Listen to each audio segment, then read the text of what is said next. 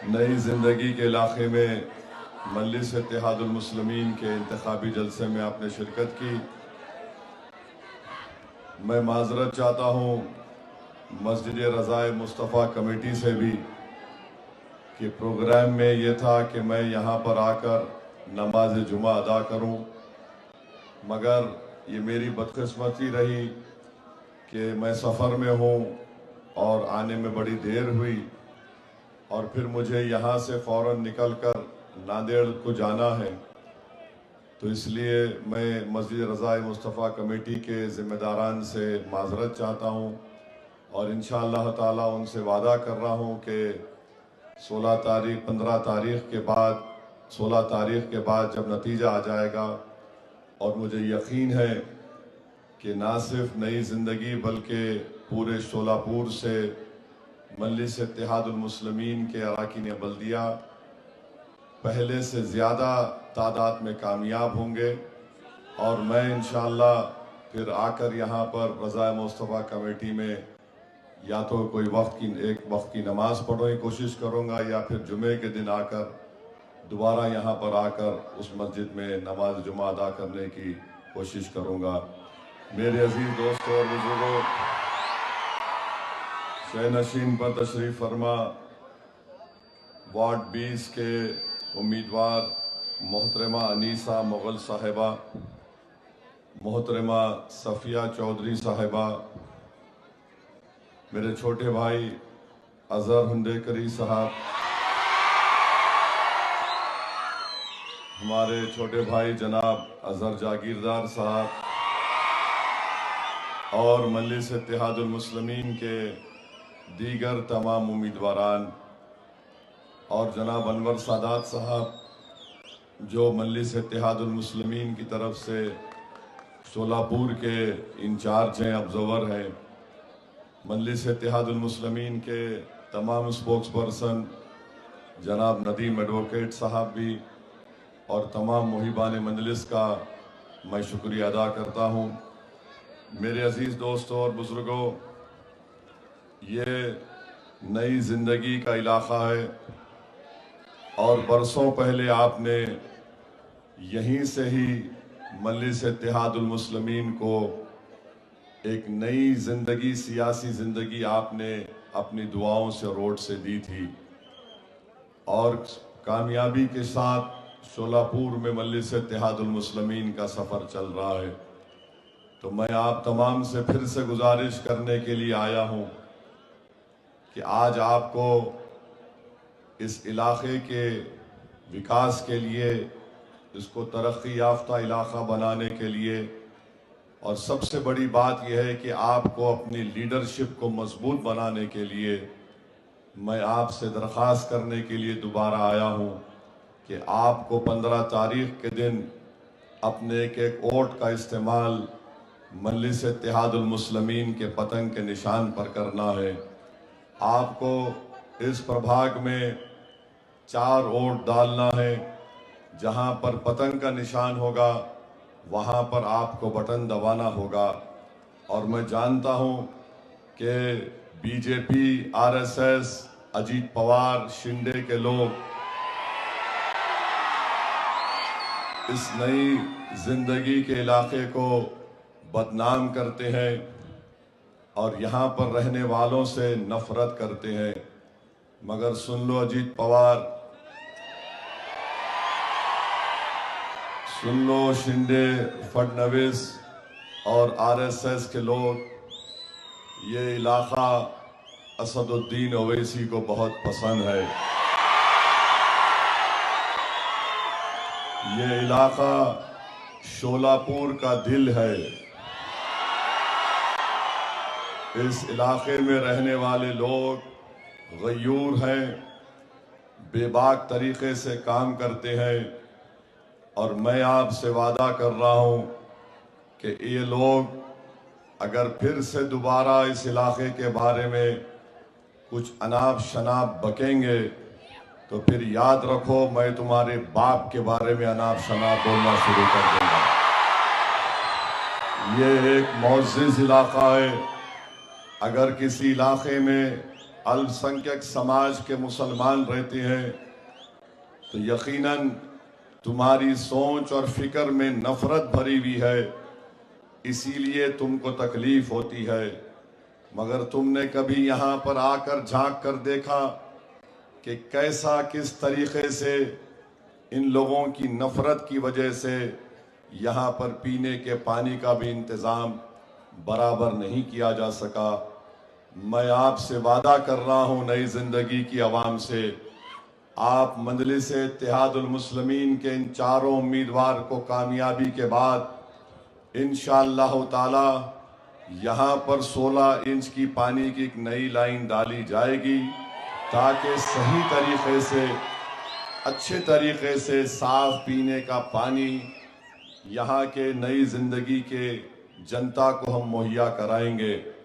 और अगर पानी नहीं मिलेगा तो फिर याद रखो हम पानी दौड़ाने का काम भी कर सकते हैं, तो ये काम इंशाअल्लाह ताला होगा।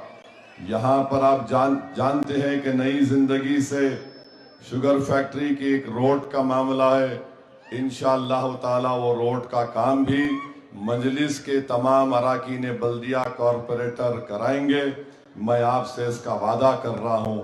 और साथ ही साथ इंशाअल्लाह ताला इन तमाम 4 कॉरपोरेटर ने मुझसे कहा है कि वो एक फ्री एम्बुलेंस का भी इंतज़ाम यहाँ पर नई ज़िंदगी में करेंगे, ताकि अगर कोई बीमार हो जाता है तो उसकी जान बचाने के लिए, उसको तिबी इमदाद पहुँचाने के लिए जल्द से जल्द अस्पताल पहुँचाने की कोशिश होगी। तो इंशाअल्लाह ताला ये काम भी होगा। और मैं जानता हूँ कि नोटरी है यहाँ पर, प्रॉपर्टी का कार्ड नहीं मिलता। इंशाअल्लाह ताला इसके लिए पूरी सोलापुर की मंजलिस की यूनिट और इम्तियाज जलील साहब जो महाराष्ट्र के सदर हैं, वो आकर सोलापुर में यहाँ पर गवर्नमेंट के हुकूमत के अहदेदारों से मुलाकात करेंगे और पूरी कोशिश करेंगे।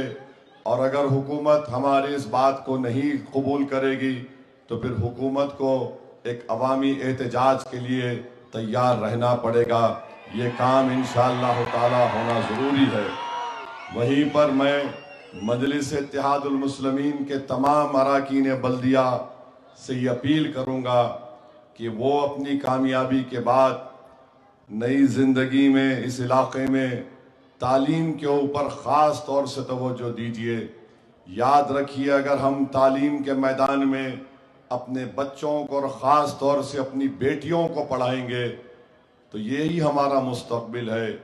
आज हम रहे या ना रहें, मगर अगर हम अपनी आने वाली नस्ल को ताकतवर बनाना चाहते हैं तो दौलत से कोई ताकतवर नहीं होता, तकरीर करने से कोई ताकतवर नहीं होता। ताकतवर वही कहलाता है जिसके पास अच्छे अखलाक हों। और अच्छे अखलाक कब आते हैं? जब वो तालीम के जेवर से आरास्ता होता है। तो ये हमारी जिम्मेदारी है कि हम अपने नन्हे मुन्ने बच्चे और बच्चियों को तालीम के जेवर से आरास्ता करें। और इत्तेफाक की बात यह है कि आज 9 जनवरी है। आज से 208 साल पहले एक खातून को अल्लाह ने पैदा किया था जिसका नाम फातिमा शेख था। वो फातिमा शेख पूना में पैदा हुई। और फातिमा शेख कौन थी?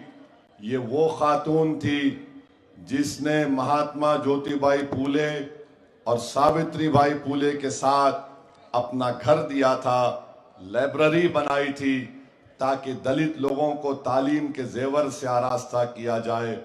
जिस तरह आज ये जालिम लोग नई जिंदगी की जनता को और मुसलमानों पर इल्ज़ाम लगाते हैं, ये मनुवादी जहन के लोग उस वक्त भी थे और आज भी हैं। उस वक्त ये आलाजात के लोग नहीं चाहते थे कि दलितों के बच्चे और बच्चियां तालीम हासिल करें। ये फातिमा शेख वो बहादुर औरत थी जो घर घर जाकर दलित परिवार के लोगों से कहती थी कि आओ, महात्मा ज्योतिबाई फूले ने और सावित्री बाई फूले ने स्कूल खोला है, अपने बच्चों को तालीम के जेवर से आरास्ता करो। मेरी कोशिश यही होगी कि जो काम कई बरसों पहले 1831 की बात कर रहा हूं, महात्मा ज्योतिबाई फूले के साथ फातिमा शेख थी।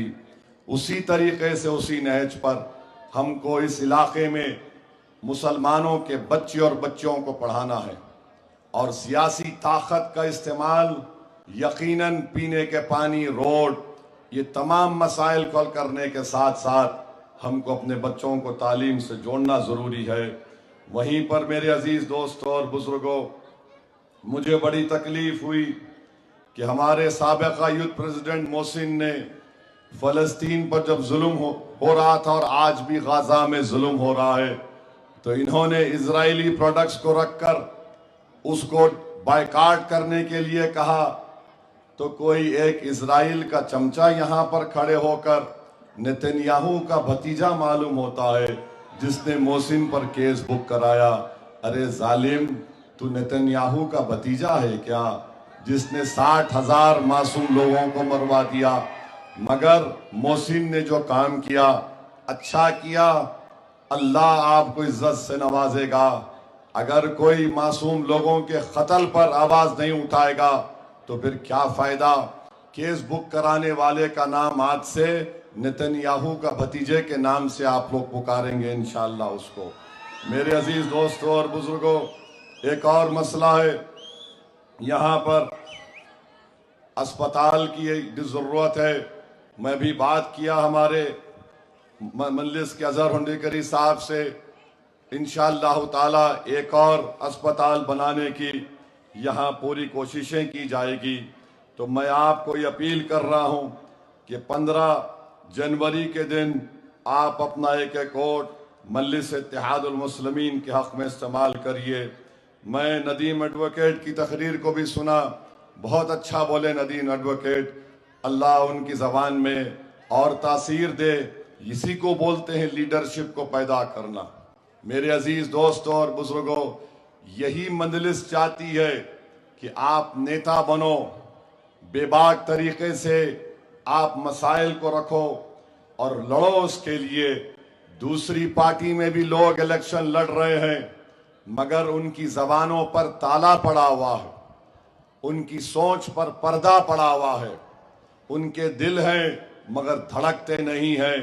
मंजलिस का मामला ये है कि जो सच्चाई है उसको बयान करो। अगर कोई ताकतवर है, जुल्म कर रहा है, तो उसकी आंख में आंख डालकर कहो कि जालिम, तुझे हम हरा कर रहेंगे और तेरे जुल्म को बर्दाश्त नहीं करेंगे। ये मजलिस, यही मजलिस का पैगाम रहा शुरू से लेके अब तक, और इंशाअल्लाह ताला यही पैगाम मजलिस का रहेगा। मजलिस की तारीख गवाह है कि मजलिस ने हमेशा ताकतवर लोगों से पंजा आजमाई की।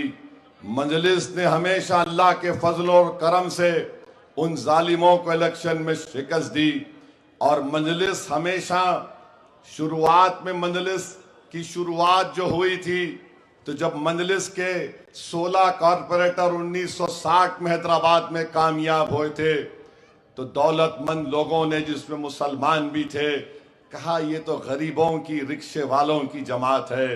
तो मजलिस के मरहूम सदर सालार मिल्लत ने कहा कि मुझे फख्र है इन गरीबों पर, उन्होंने वो काम किया जो तुम दौलतमंदों ने नहीं किया। ये अपने गरीब रहते हुए भी, इन्होंने अपने गरीब रहते हुए भी, रिक्शा चलाते हुए भी, उन्होंने एक ऐसा बीज को बोया है, मैं नहीं रहूंगा, ये गरीब नहीं रहेंगे, मगर एक ऐसा ताकतवर पेड़ मजलिस बनाएगी कि उसमें तमाम लोगों का तहफ़्फ़ुज़ होगा। तो मैं सलाम करता हूं लोगों को जिन्होंने इल्ज़ामात की परवाह नहीं की। आज भी चंद दौलत आ जाती है तो बड़ा हिकारत की नज़र से गरीबों को देखते हैं। ऐ जालिमों, अगर कोई मर मिटता है किसी काज के लिए तो गरीब है। दौलतमंद अपनी दौलत को बचाने के लिए सोचता है और गरीब ये सोचता है कि मैं कैसे अपने ईमान को बचाऊं। गरीब ये सोचता है कि कैसे मैं अपने ईमान को बचाऊं, कैसे मैं अपनी इज्जत को बचाऊं और कैसे मैं तमाम लोगों की चीजों को देखकर एक गरीब अपने सब चीज को कुर्बान करने के लिए आगे बढ़ता है। तो मेरे अजीज दोस्तों और बुजुर्गों, मजलिस गरीबों से शुरू हुई और अल्हम्दुलिल्लाह आज भी मजलिस इत्तेहादुल मुस्लिमीन गरीबों के काज को सबसे ज्यादा तरजीह देती है। तो मेरे अजीज दोस्तों और बुजुर्गों, डरने और घबराने की जरूरत नहीं है। बहुत से लोग बहुत सी बातें करते हैं, मगर मुझे बताया गया कि कोई ये बोला कि मेरी शेरवानी पे हाथ लगाएगा।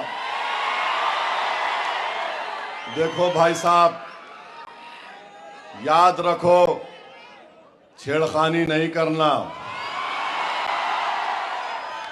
तुम्हारा जो सियासी बाप अजीत पवार है ना, उसको जाके बोलो, सामने बैठो, बोलो मेरे 3 मिनट में गूंगा बना के भिजा देता हूं उसको। ये इस तरह के बातें नहीं करना। भारत की 540 सुनो, हाँ सब है पूरे है। भारत की 540 की पार्लियामेंट में जब हम बोलते तो जिसको खुजली होती है उन्होंने हमारे को खुजा लेता हमारे से। तो इस तरह की बातें मत करो। अपनी गुलामी कर रहे, गुलामी कर लो। तुमको कुछ मिठाई मिले ही खा लो। याद रखो, मेरे को बोलने से तुमको मिल रहा तो तुम्हारा बास मैं हूं, तुम मेरे को ज्यादा बोलेंगे, दुकान तुम्हारी बंद। तो मेरे अजीज दोस्तों और बुजुर्गों, अजीत पवार नरेंद्र मोदी की गोद में बैठे हुए हैं। अजीत पवार को वोट देने का मतलब नरेंद्र मोदी को वोट देना है। अजीत पवार को वोट देने का मतलब यह है कि हम वक्फ के कानून की मुखालिफत नहीं कर रहे बल्कि तायीद कर रहे हैं। अजीत पवार को वोट देने का मतलब यह है कि हम मोदी को उसके साजिश में, उसके प्रोग्राम में कामयाब होने दे रहे हैं कि वो मस्जिद को छीनने का कानून बनाया है। मस्जिद अजीत पवार की नहीं है, मस्जिद नई जिंदगी के रहने वाले गयूर लोगों की है। अजीत पवार को मस्जिद, दरगाह, खानखा से कोई मतलब नहीं है। हमको मतलब है, हमारी पहचान है, हमारी शनाख्त है। तो अपना वोट इस्तेमाल जब आप करेंगे तो मेरी आपसे दरख्वास्त है कि मोदी को वोट मत दो। ये जो है ना त्रिमूर्ति है, मोदी, शिंदे, अजीत पवार,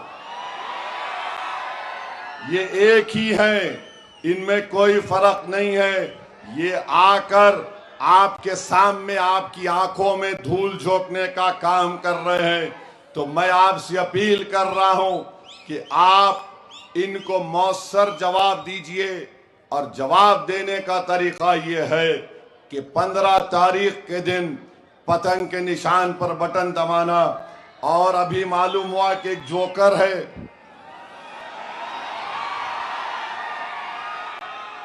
प्रभाग नंबर 22 से अजीत पवार का कैंडिडेट बना है। अबे अपने बाप का नाम लेना, मेरा नाम क्यों ले रहा तू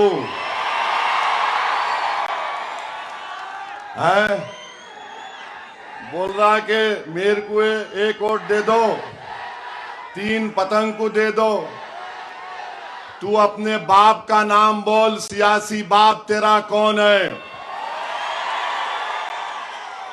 हम अपनी पार्टी के नाम पे वोट मांग रहे हैं। प्रभाग नंबर 22 के लोगों से अपील कर रहा हूं, पतंग को वोट देना, ये दुम छल्ले जोकरों को नहीं देना। आप जरा तो शर्म रखो, जरा तो शर्म रखो। कुछ नहीं, एक मेरे को दे दो, 3, अरे 3 नहीं, 4 नहीं, बल्कि पूरे 50-60 हजार वोट पड़ने वाले पतंग के नाम पर इंशाअल्लाह ताला। यानी अभी से मालूम हो गया उनको कि अजीत पवार का नाम लिए तो टाटा बाय खींच देने वाले हैं लोग। अब ऐसा ही होने वाला है। 15 तारीख को कोई नहीं रहेगा। तुम ये 22 नंबर, हाँ, और एक मेरे कोई बोले प्रभाग नंबर 16 में भी हमारी बहन लड़ रही। बहरहाल जहां भी मजलिस के उम्मीदवार है, आपको पतंग के निशान पर बटन दबाना है। आप दबाएंगे ना? मजलिस को मजबूत करो। असदुद्दीन ओवैसी आज है कल नहीं रहेगा, ये जिंदगी की हकीकत है। मगर मजलिस के पैगाम को समझो मेरे भाई, मजलिस को लेकर आपको आगे बढ़ना है। मजलिस चाहती है कि शोलापुर से और नेक और काबिल लोग निकलें, चाहे वो हमारी बहन हो, बेटी हो, भाई हो, कोई भी हो, जो लीडर बन सके। याद रखो ये काम हमको करना है, कोई आसमान से अब कोई आने वाला नहीं है, हमको ये काम करना है। और मैं जिम्मेदारी के साथ कह रहा हूं कि जो मौजूदा मजलिस के शोलापुर में अरकान है, मैं उनमें काबिलियत देख रहा हूं, मैं उनमें जज्बा देख रहा हूं, और वो बेबाक तरीके से आपकी नुमाइंदगी करने का हक अदा करने की उनमें पूरी सलाहियत है। तो मेरी आप तमाम से, बुजुर्गों से, उलमाए कराम से, खास तौर से अहले दिल हजरात से ये आपसे अपील है कि आप 15 तारीख के दिन मजलिस इत्तेहादुल मुस्लिमीन को वोट देकर कामयाब करिए। याद रखिए, शोलापुर को हम पुणे की तरह खूबसूरत बना सकते हैं, मगर ये लोग, बीजेपी के लोग इतने सालों से शोलापुर में बैठे हुए हैं, कुछ काम नहीं कर रहे हैं। यहाँ पर है, यहाँ की रजाई इतनी मशहूर, जीआई टैग उसको हासिल है, कुछ नहीं होता। हर चीज में आप देखो, अब इलेक्शन आ गया तो बोल रहे नहीं मेयर उन्हें बनेगा, मेयर इन्हें नहीं बनेगा। अरे बाबू, पाकिस्तान के संविधान में लिखा हुआ है कि सिर्फ एक ही मजहब का आदमी पाकिस्तान का प्राइम मिनिस्टर या सदर बन सकता है। बाबा साहिब अंबेडकर का जो संविधान है वो ये कह सकता है कि कोई भी भारत का नागरिक वजीर आजम बन सकता है, सदर जमहूरिया बन सकता है, चीफ मिनिस्टर बन सकता है, मेयर बन सकता है। और असदुद्दीन ओवैसी का ख्वाब यह है कि एक दिन आएगा इस देश में इंशाअल्लाह ताला, शायद हम और आप नहीं रहेंगे, मगर देखना एक हिजाब पहनने वाली बेटी इस देश की वजीर आजम बनेगी इंशाअल्लाह ताला। हम नहीं रहेंगे, शायद हम जमीन में जाकर हमारी हड्डियां भी घुल जाएंगी, मगर देखना एक दिन वो दिन आएगा। अरे याद रखो, ये नफरत जो तुम मुसलमानों के खिलाफ भड़का रहे हो, इंशाअल्लाह ताला ये नफरत ज्यादा नहीं चलेगी। तुम खत्म हो जाओगे नफरत फैलाने वालों। मोहब्बत जब आम होगी तो लोगों को मालूम होगा कि कैसे जहर इनके दिलो दिमाग में भर दिया गया था।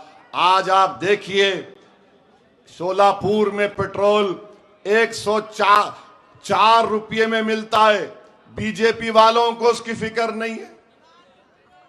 गुजरात में 90 रुपये में, आप बीजेपी वाले जाके पूछो 104 रुपये पेट्रोल मिल रहा, वो नई बस्ती में तो बांग्लादेशी है।